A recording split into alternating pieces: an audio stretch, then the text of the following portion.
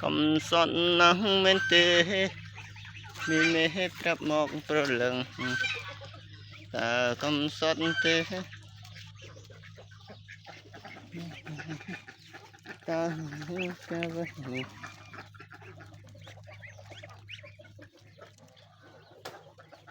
với son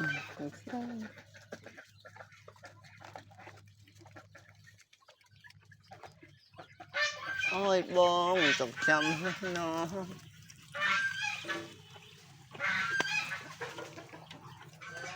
đây là cái này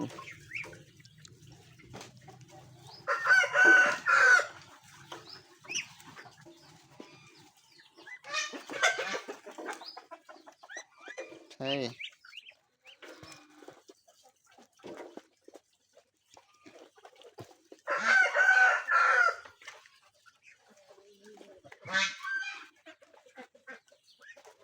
xong chú được rồi lên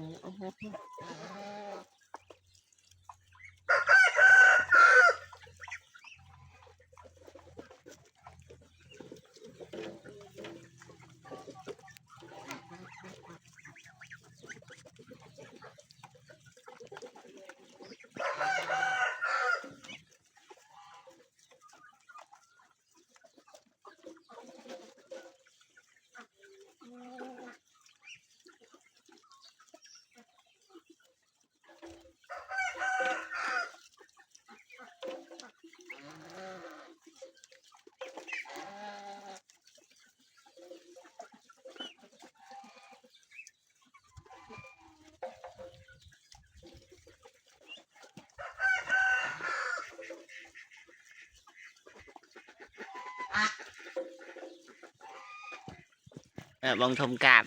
bông thùng cạp ôi cạp ơi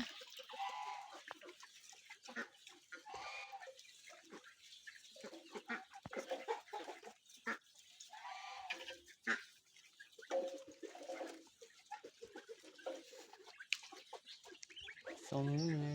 tôi được chăm bông không thấy ta sẽ lại